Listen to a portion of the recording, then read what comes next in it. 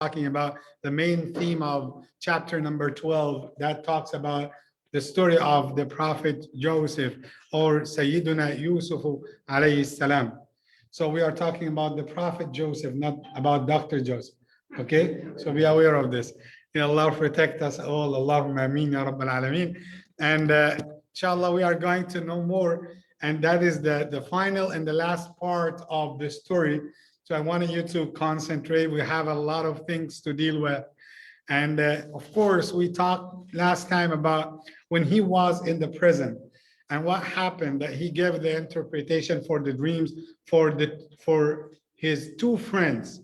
And do you still remember what was the dream? Okay, what was the dream for the first one?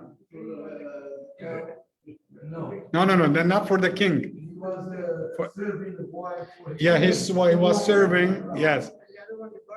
So then the other one has a piece of bread or loaf, and the birds were eating from his head or from the bread. And what was the interpretation for this?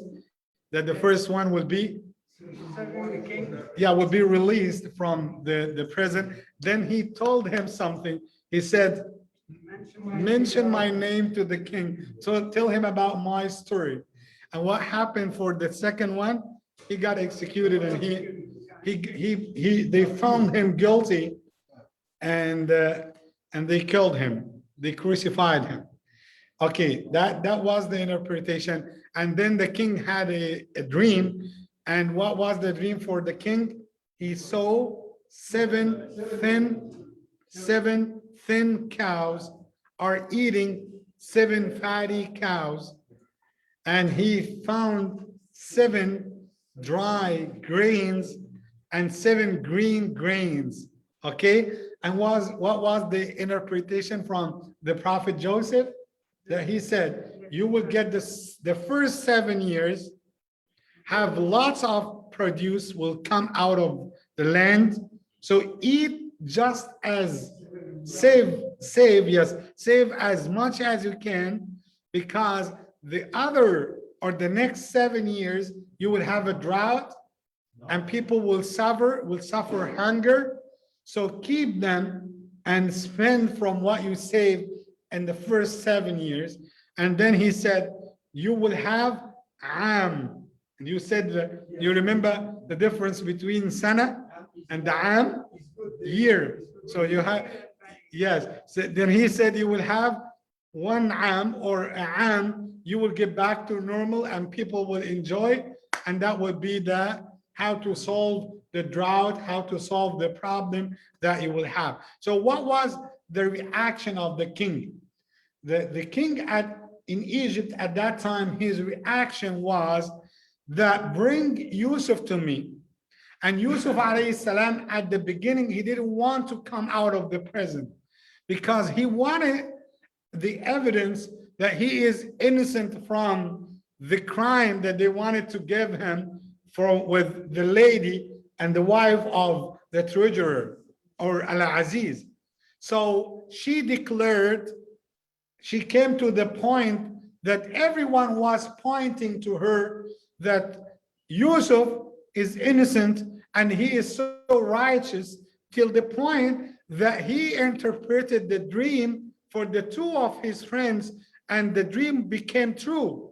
And now he is giving the interpretation for the king, and it will become true. So he is so righteous person. Why you accused him of trying to seduce or to have fornication with you? She said, Al-ana hasal haqqa. Now the truth has to come out. The truth has to appear. I am the one who tried to seduce him. I am the one that tried to track him, to grab him more and more to the way of disobedience of Allah subhanahu wa ta'ala. I am the one that I did wrong. I was wrongdoer, and he is innocent. At that time, in that conjunction, Yusuf came out of the prison, and he came out with honor and dignity. He felt happy that at that time I can be out of the prison. And he went to meet the king, and the king offered him And he said, just ask me which position that you like to be in the government. So what he said, I wanted to be the treasurer. I wanted to be on the treasury system. So I wanted to be on the head of the treasurer so I can handle the problem that the country is up to. So he gave him the position. The king gave him the position. And not only this, on the reality, or actually, Yusuf alayhi salam, Joseph was taking care of everything. He was ruling everything at that time in Egypt. He was controlling everything. He gave him the authority, the power to control everything in the country and at that time.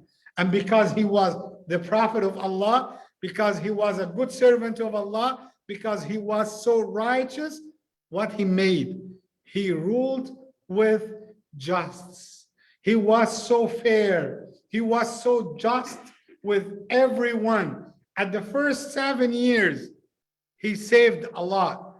And actually, he started to put his plan and his strategy, and he did something related to how to store the plants, how to store the crops, how to store corn, how to keep it safe, how to keep them away from the insects, how to keep them for a long time. He put the system, he put the strategy, and he taught the people of Egypt how to save with even, some of the, let's say, the raw materials that you don't need to spend too much time, but at the same time, you will save the crops in a good condition. And let me tell you the surprise. In Egypt, up to today, they are using almost the same system of the prophet Joseph. They are using the same strategy of the prophet of Allah that he put to store and to keep the stock away of, getting some of the insects, some of the animals, some of the corruption comes to the stock that they are preserving. And that was the plan from Sayyiduna, or the prophet Yusuf alayhi salam. And not only this, when the other 7 years, so the first 7 years, everyone was comfortable and it was easy 7 years. And he saved a lot. When the other 7 years came, listen to this, all the countries around him, so the drought wasn't only in Egypt, was in the countries around them. So they got hit by the drought very severely, and the prices went up. All the countries around Egypt, the prices went up, except Egypt, because he handled the situation in a very professional way, and he kept the prices as normal. And you know what? What happened at that time? Everyone, all people from the different countries, they came to take some of the stock and purchase it and get it from Egypt. So Egypt at that time was the source for people to eat. And as a country, Egypt fed lots of countries because of how the prophet Joseph was able to handle the calamity, was able to handle the stock at that time of the crops and the plants. So where his family was, where the family was? Yes, they were in Palestine at that time. The prophet Jacob and how many of his brothers? No, not 11. 10 remained. Okay, so, and in another nation they were 11 and he was number 12. So, and رأيت 11 كوكبا والشمس والقمر. So they were 11, and subhanallah, they were at that time suffering the hunger. So they wanted the resort to be in Egypt, and they went to get crops as others. And the Quran said, when just once they entered, and the prophet Joseph noticed them, he recognized them. But they did not recognize Joseph because they threw him inside the well long time ago when he was young.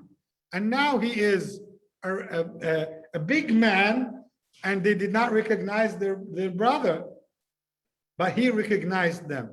And what happened at that time? He started to count them. He said, how many are you? They said, we are 10, plus we have other brother. We left him with our dad, Benjamin. Even the Bible mentioned the story of Benjamin. Okay, Benjamin or Benjamin. Okay, and the Bible said that they left Benjamin over there with Jacob and his mother. So how many left? There are 10 plus Benjamin in the house with his father, the prophet Jacob, and their mother. At that time, the prophet Joseph didn't want to give them the food for Benjamin. And he said, you are talking about your brother, but I didn't see him. I have to see him, and he has to come by himself to receive the food. So I will give you for your dad and your mother and for yourselves, but I will not give to your brother unless I check him, I see him by myself. So they said, next time we promise that we will bring our brother Benjamin. And now they went back with the crops to the father, to the prophet Jacob. And they told him, next time, please, because they are giving us hard time, okay? Please send Benjamin with us. Otherwise, they will not give him food. He said, do you remember what you made with Joseph?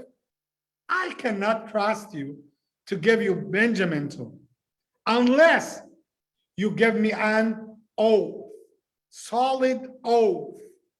You give me something. You give me an oath that you will take care of Benjamin. You will take care of him. Don't say, as you said at the beginning, that the wolf had eaten, Joseph, and you were lying. And until now, I'm waiting for Joseph to come to me. At that time, he was so stressful. He's the prophet of Allah. But at the end of the negotiation, he sent Benjamin with them. And once he entered to Sayyidina Yusuf, to his brother, he recognized him. And he made a trick to keep his brother with him for a longer time. So he told his employees that, you know what? I want you to put that cup. It's a drinking cup for the king, made out of gold. He said, put that cup on the camel of Benjamin. And when they prepared everything, he said, guys, he called the caravan. He told them, guys, you had stolen something from us. They said, we cannot steal from you. You are a good person. You did good to us. Why would we steal something from you? He said, I have to investigate. I have to check by myself. So he began with all of them. He began with his brothers, except Benjamin, and he left Benjamin till the end. And when he came to Benjamin, he found the drinking cup that they put, the employees had put the drinking cup. And he said, you know what? I didn't know that you came here to steal me. And the punishment for that we will keep him as a slave. We will enslave him. Enslave Benjamin. They got shocked. They got stunned. And they said, how could you keep him as a slave? He said, he's stolen the cup, the golden cup, and the punishment is to keep him as a slave in the palace to serve the king. And the older brother said, you know what? I cannot give back to your dad.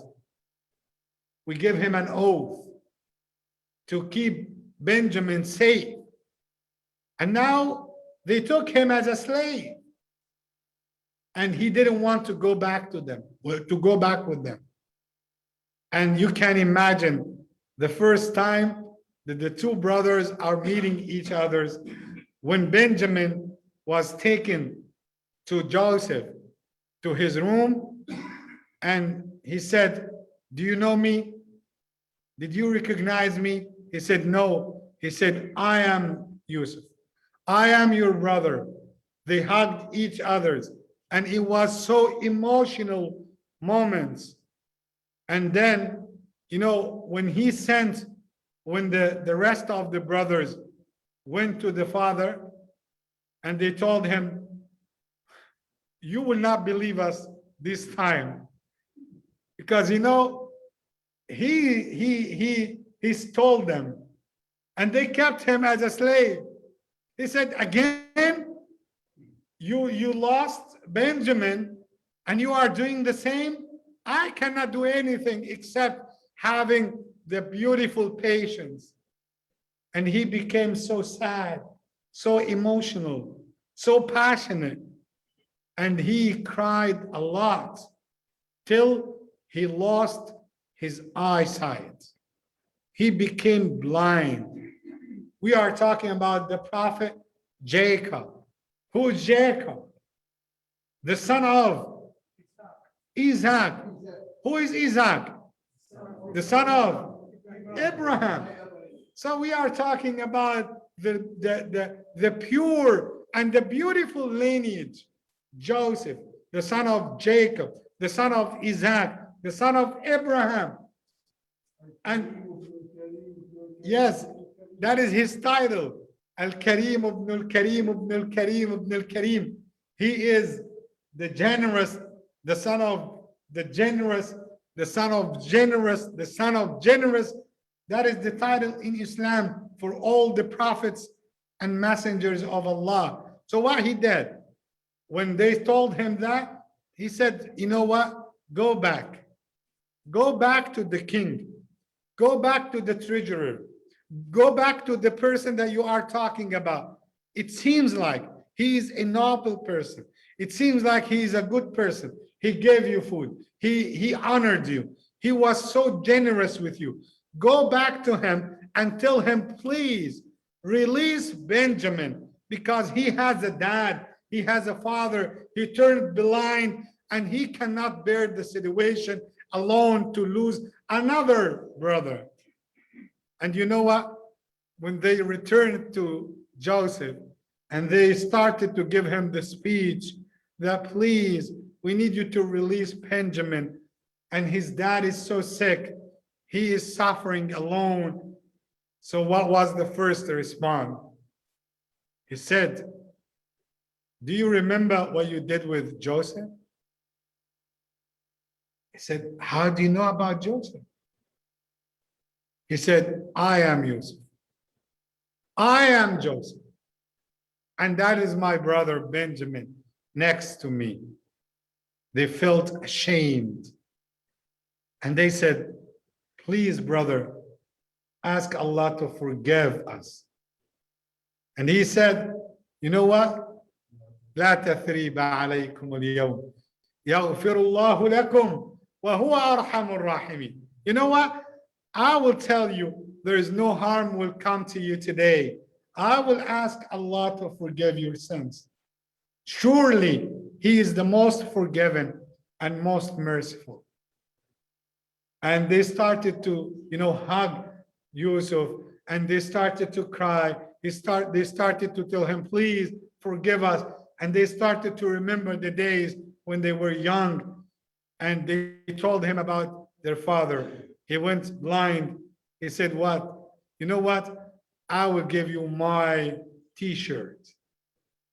Give it and put it on the face of my father, and Allah will restore his eyesight. And they left the palace. And some of the narrators said, Once they are heading to Palestine, they are heading to Jerusalem, they are heading to the place that Jacob is living in. No. Yaqub. Huh? Yes, Hebron. Yes, of course. Yes, not Jerusalem. So they are heading to that place. Some of the narrators said once they started to leave the borders of Egypt, he started to smell the smell of Joseph. Allah said, وَلَمَّا فَصَلَتِ الْعِيرُ قَالَ أَبُوهُمْ إِنِّي لَأَجِدُ رِيحَ يُوسُفُ لَوْلَا أَن تُفَنِّدُونَ. Once they started to leave the borders of Egypt, he started to smell. And you know what? The people around him, they told him, what happened to you? He said, I swear by Allah that I'm smelling the smell of Yusuf. He said, you are missing Benjamin, not Yusuf right now. You should talk about Benjamin. He said, no, I mean it. I'm missing Yusuf. I'm missing Benjamin, but I'm smelling the smell of Joseph. It seems like he's so closer to me right now. And you know what? I'm afraid to tell you that he is coming. Otherwise, you will call me crazy. And after a short time, they reached to the place and they entered and they placed the t-shirt on his face and Allah restored his eyesight. And the miracle happened at that time and he could see them. And he said, didn't I tell you that I know from Allah what you do not know? Didn't I tell you that Yusuf is still alive? Didn't I tell you? Didn't I complain my issues to Allah? إنما أشكو بثي وحزني إلى الله. Didn't I tell you? Again, they told him, please, my dad, please, our dad, forgive us and ask Allah to forgive. He said, I will ask Allah to forgive your sins. And this is the verses that we recited today in the Maghrib Salah. قال سوف أستغفر لكم ربي. I am going to ask Allah to forgive your sins. And you know what?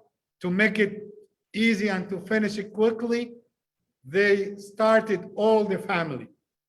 The father, Jacob, and the mother, and the 11 brothers went to see their brother. Look at the miracle. And I know I talked with you before about how the plan of Allah works. It works on the background. Sometimes the things happen and you are not aware of what's going on. But everything happens for a reason. Think about it. They wanted to degrade Yusuf. They wanted to, to put him down. And after how many years, he became the treasurer, the actual king in Egypt at that time. They wanted to put him down, but Allah has another plan. They wanted to throw him away from his dad's eyes. And now Allah honored him. Allah gave him the status. And as I told you, they put him on the well. They wanted to kill him. They wanted someone, just to find him and to sell him as a slave. And subhanallah, who found him? Al-Aziz. So he will be raised up in the castle. He will be raised up in the palace. So he will be aware of the government. He will be aware of the people of the government and how to run the show. He will be raised up as a prince. He will be raised up as the man of the government. So everyone will know him. That is how the plan of Allah works. If Allah subhanahu wa ta'ala didn't make him to be in the well and be taken by the Aziz, But the treasurer, Allah wouldn't save the thousands of people from the drought, from the hunger. Allah is preparing Yusuf for something bigger and higher than his brothers. He wanted to save thousands of lives of people, not only in Egypt, but even in the countries around Egypt at that time. So Allah is preparing Yusuf alayhi salam for that position, because he is the one who will solve the problem and will save lives. That is how the plan of Allah. Sometimes you are in the midst of the calamity, in the midst of the hardship, and you know what? You say, you know what? I don't know how Allah is going to save me from that. You say that, and things happen. And all of a sudden you see a brother for a long time, you never see him. You didn't see him for a long time. And that man sees you by accident. See you just, that happened on the mall. And he gives you an idea. He calls you, says, you know what, I'm missing you. And you tell him about your problem.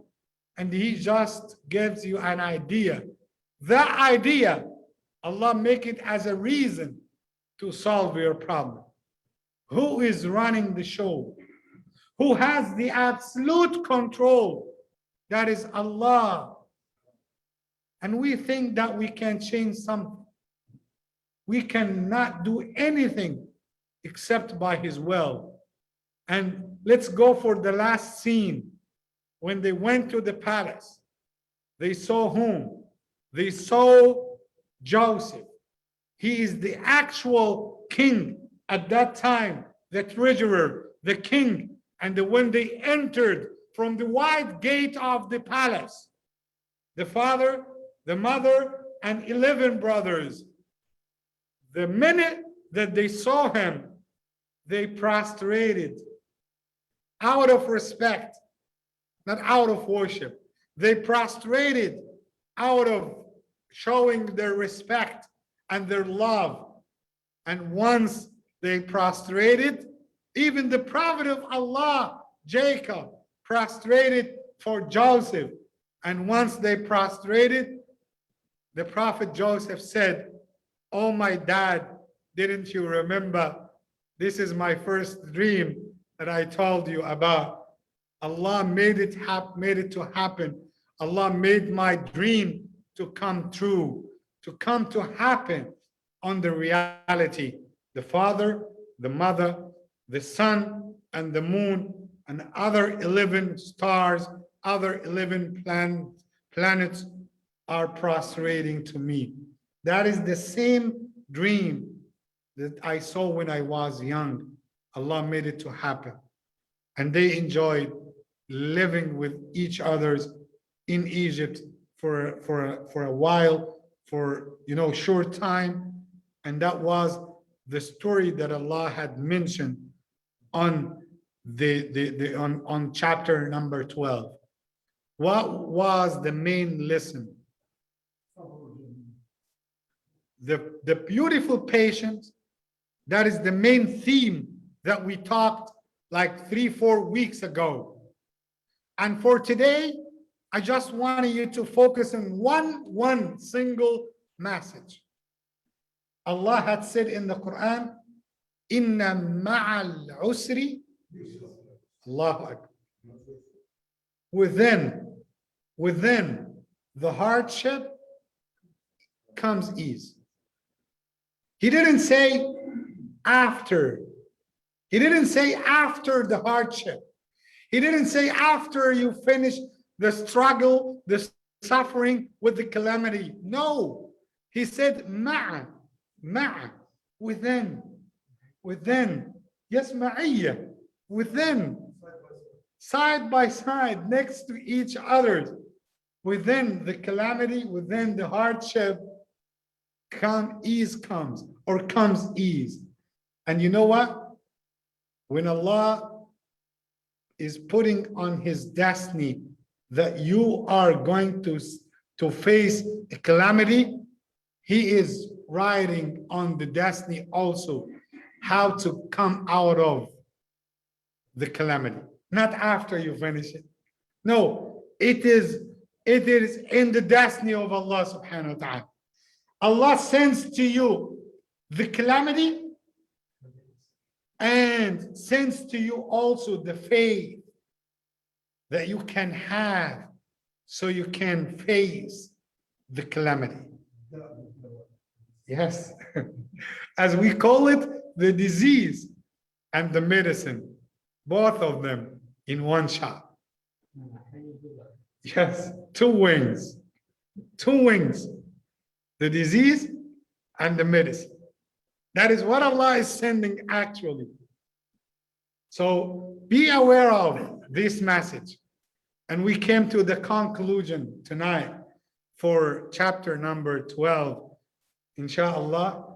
And alhamdulillah that Allah subhanahu wa ta'ala had given us the time. I am so happy that we reached to that level with the methodology of the Quranic interpretation, with the chapters of the Quran.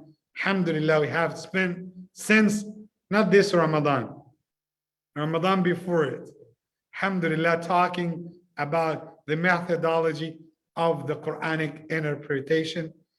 Inshallah, I cannot promise you that next Wednesday I will be here to give or to talk about chapter 13, because as you know, I'm traveling this Tuesday, inshallah, to Egypt to check on my mother because she is sick in the hospital. I mean, may Allah give her shifa, ya Rabbal Alameen. So I cannot promise you this time. Every time I'm saying to you, inshallah, next Wednesday, you know, but this time I cannot do this. But what can I promise? And inshallah, after I come back from the vacation, I promise you, if Allah give me time, if Allah give me life, if Allah give me health, if Allah give me the ability to talk more about the main theme of the Quran for chapter 13, inshallah, I promise you, inshallah, that we are going to continue after the vacation, inshallah. Barakallahu feekum, jazakumullahu khaira. Still tomorrow, we have one more lecture about Riyadh al-Salihin, the hadith of Rasulullah sallallahu alaihi wasallam. Do you remember chapter number 1 that we are going to talk about? Yes, perfect. See, no. He's the only one gave the good answer. Brother Abdul Basit is here. 56, chapter 56. We reached to almost page number 290, almost, mashallah. Yes, brother. Now, we check in the reward when we recite Quran. Yes. How it arrive? How it Come about? Oh, so you wanted to count them? Okay. Now, everything you get, your To see something. prophet says so, Sarah says so, Allah says so. How this now? Allah says so. Yes, of course. He is asking because just I'm explaining for those who are watching us, mashallah, I can see, inshallah, a good number of the brothers and sisters on Zoom and Facebook. Just I wanted to tell them your question. So he's asking about the reward when I recite Quran and I get the reward from Allah subhanahu wa ta'ala. So how could I see and how could the reward will come to me? As we know, we have two types of rewards from the reciting Quran. You will get good deeds in your records on the day of judgment. And number two, you are getting something in the current life. When you recite Quran, Allah will grant you his blessings in your life. We have a term in Arabic, it is called barakah. Again, barakah, not barakat. Barakah is singular. His name is barakat, plural. Okay, means not only blessing, but blessings. That's the meaning of his name. So if you want more blessings, go and visit this brother. You will get more. Some dollars? No, no, no. We are getting blessings free. Okay? We will not pay anything. So what happened? When you recite Quran in the current life, you will get the blessings of Allah subhanahu wa ta'ala. And you will get these blessings in yourself and in your children. And not only this, when you recite Quran, you will get the blessings of guidance, because the Quran is the book of guidance. Whoever was seeking the guidance, let him recite Quran. If you truly seeking the guidance and you are sincere of that, you are not just claiming, no, I was seeking the guidance, and no. You are sincere about that. And you are truly seeking to know the truth. And you wanted to get closer to the truth, and you wanted to be guided by Allah. And by the way, I was talking today with our sister, the new sister who came yesterday to Islam, Sister Rebecca, and she got shocked about the new information about Allah. We Muslims, we say Allah. When we tell people, non-Muslims, about that we worship Allah, they think that we worship different God, another God. Muslims are so strange. Those people are so crazy. They worship Allah, who is different God. When I told her, you know what, God or Allah, it's just the Arabic word for God. The Arabic word for God. And what she found is so funny, that Jesus himself didn't say, oh my God, because Jesus never spoke English. You know that? So what Jesus spoke, what his language was? Aramaic. And when you translate the word God to Aramaic, Allah. No. Elohim in Hebrew.